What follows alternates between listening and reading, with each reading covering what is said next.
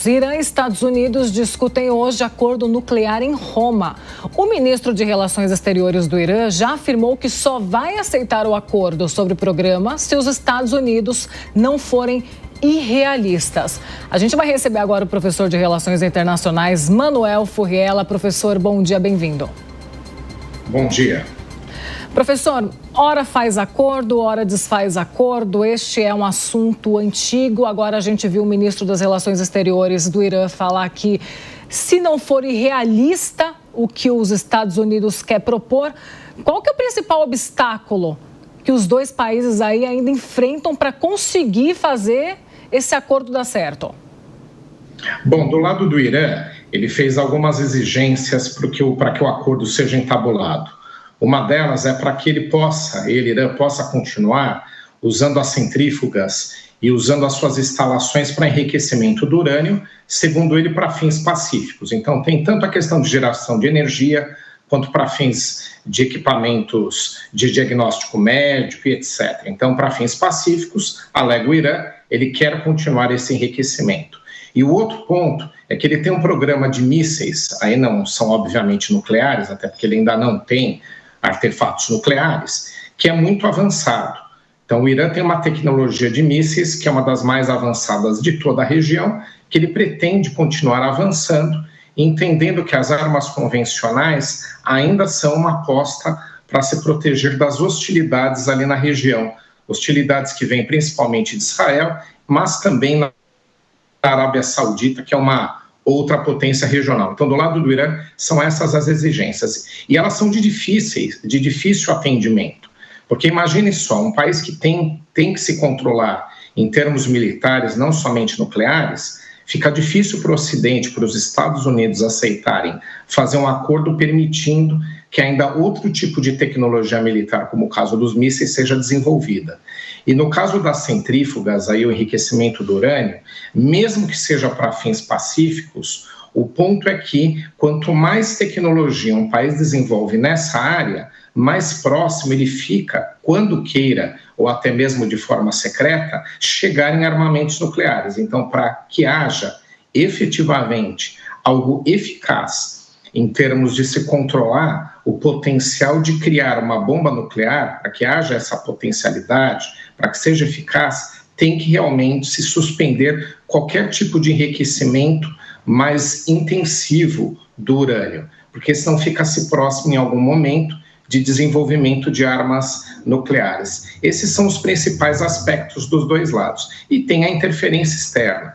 Israel vê o Irã sempre como um arqui-inimigo, aquele que apoia grupos hostis, né, grupos terroristas como o Hamas, por exemplo, né, que atacam o seu território, atacam os seus cidadãos. Então, Israel não vê um acordo com o Irã com bons olhos. Israel acredita que uma interferência, uma intervenção militar para desmantelar esses artefatos nucleares que o Irã esteja desenvolvendo seja a melhor medida. E o outro é a Arábia Saudita, que disputa poder regional com o Irã. São dois grandes países, a Arábia Saudita e Irã, na região, eles disputam poder. Então tem a questão de temas entre Estados Unidos e Irã, difícil de se chegar a uma equação, e tem as interferências externas dos outros países que eu mencionei.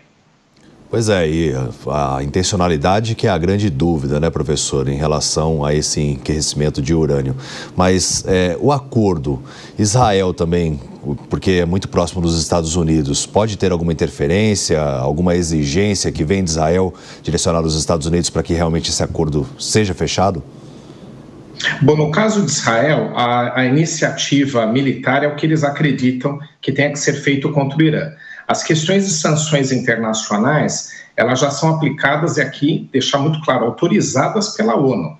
Não são sanções americanas, são sanções internacionais. O Irã, por conta de ser considerado um risco à segurança da região, principalmente por questão de desenvolvimento de armas nucleares, o que acaba acontecendo é que ele sofreu sanções, penalizações econômicas por parte da ONU, que não são eficazes. Tanto não são que a gente percebe que eles continuam avançando no desenvolvimento dessas tecnologias e também atacando os países da região, principalmente Israel. Né? Então, o Israel não acredita que sanções resolvam ou uma negociação. que a negociação seja só um paliativo, não seja propriamente eficaz. E se Israel não entrar também aí nessa questão, entendendo que o acordo seja eficaz, fica muito difícil para os Estados Unidos irem adiante, por dois motivos. Um, porque Israel é o principal aliado americano na região, por vários motivos, é o mais confiável, é o mais bem armado, é aquele, inclusive, com valores ocidentais, até religiosos, como a gente sabe, e o outro é por uma questão interna, não é? Há um lobby muito forte da comunidade israelense dentro dos Estados Unidos contra medidas que eles entendam que colocam em risco a existência do Estado de Israel. Então você tem sim ali um grande obstáculo a ser transposto, né, num eventual acordo. É de difícil equação, tanto é verdade que por isso que não saiu até agora. Professor, eu quero chamar os nossos comentaristas para essa conversa também. Primeiro, Gesualdo. Professor, muito bom dia. Professor, quando nós olhamos hoje esse cenário geopolítico no Oriente Médio, o Irã parece bastante isolado. Inimigo da Arábia Saudita, sofreu ataques de Israel e não conseguiu retaliá-los à altura. Ontem mesmo, os Estados Unidos bombardearam o Iêmen, matando mais de 100 pessoas apoiadas, de grupo apoiados pelo Irã. Tudo isso parece mostrar uma certa fraqueza. E, além disso, os parceiros históricos do Irã, pelo menos que poderiam ser a China, não se envolvem em conflito dessa magnitude e a Rússia já tem seus suficientes problemas. Com esse isolamento de Israel, parece inevitável um acordo ou o senhor imagina que potencialmente pode existir ainda uma guerra entre Irã e Estados Unidos? Ótimo ponto. Realmente Israel, ele é contra o acordo por vários motivos, como a gente mencionou, e também por entender que agora é um motivo de se atacar o Irã, por conta dessas fragilidades e outras, né? Que a gente pode, essas que você mencionou e outras. Tem a questão da Síria, por exemplo, um governo aliado do Irã caiu na Síria, o governo Assad. Então, o Irã teve mais esse fator de isolamento. E tem um que é pouco mencionado no Brasil, né, por questão aí da imprensa não ser livre no Irã, então chegam poucas informações ao Ocidente, é que é uma grande realidade nacional. O Irã ele vive uma crise interna, o governo iraniano está muito desgastado, é muito impopular, então ele também tem essa questão interna. Então ele tem problemas econômicos, ele tem dificuldade em manter grandes investimentos militares para atacar direto ou indiretamente Israel. Ele vive uma crise interna e está com pouco apoio internacional. E a Rússia, como você mencionou, apesar de ser uma apoiadora, e ela agora até buscou acordo, até uma questão surpreendente, o próprio superpoderoso ministro das Relações Exteriores da Rússia, Sergei Lavrov, está envolvido em tentar um acordo. Tudo isso mostra que agora realmente é um momento por conta de tantas fragilidades do Irã. Um ataque ao Irã, apesar de parecer para muitos algo potencialmente viável, a questão é que seria uma grande guerra regional, mesmo com o Irã fragilizado. Ele é uma potência ali na região, ele tem poder de utilizar grupos terroristas que são seus aliados para atacar aqueles estados rivais ali na região. Então, mesmo fragilizado, ele tem potencial ainda de causar muitos estragos. Então, a solução militar também não é a recomendável, por várias razões, humanitárias inclusive, mas mesmo de questões aí geopolíticas, né? Não há um interesse em criar um conflito desse tamanho, mesmo com um Estado tão fragilizado. Então, o acordo seria o mais interessante, mas os desafios são enormes. Talvez aí o Irã tenha que ceder mais um pouco para que isso aconteça e a gente chegue ali pelo menos numa pacificação temporária ou parcial. Professor, é uma honra falar com o senhor toda vez que encontro aqui na Jovem Pan. E a pergunta que eu gostaria de fazer é relacionada a se vale a pena ou não fazer acordos nesse sentido. Porque, como bem o senhor pontuou, estados como o Irã, por exemplo, muitas vezes eles fazem se valer de grupos terroristas para conseguir atingir seus objetivos.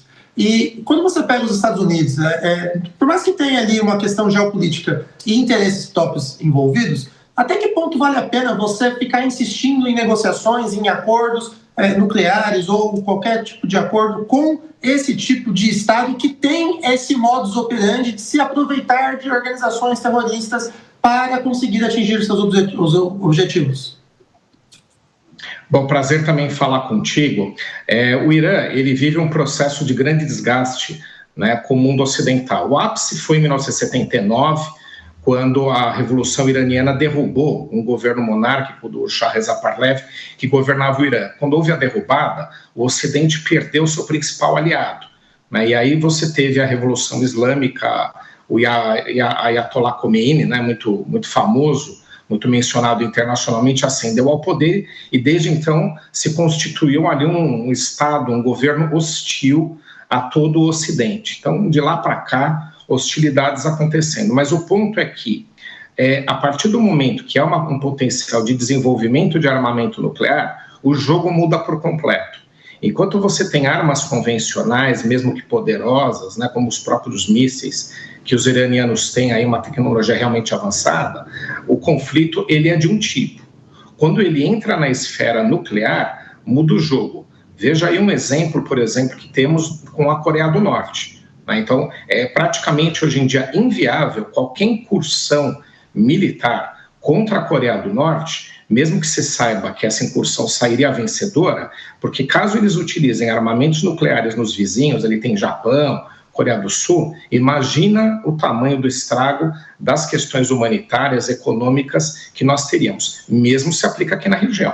Um Irã com armamentos nucleares que poderia lançar sobre a Arábia Saudita e a Europa, que é muito próxima, ou mesmo Israel, traria um potencial de conflito e de estragos internacionais que seria algo inédito na história contemporânea nos últimos anos. Então, o que se busca com o acordo, e por isso que eu acho que ainda é a melhor modalidade a ser seguida, é cessar o desenvolvimento. E você pode colocar supervisão internacional nas instalações nucleares. Então, há sim viabilidade para que um acordo desse traga uma segurança de não evolução, se seja ou tem que ser incluído uma supervisão internacional.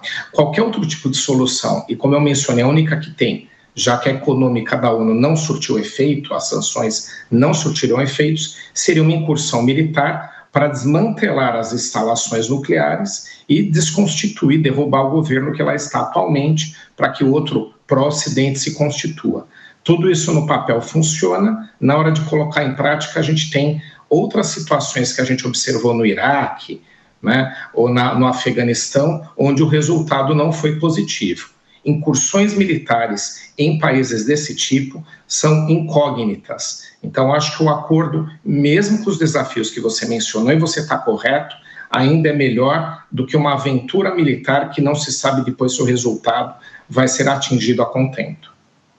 Manuel Furriela, professor de Relações Internacionais, sempre aqui conosco na Jovem Pan. Muito obrigada, professor.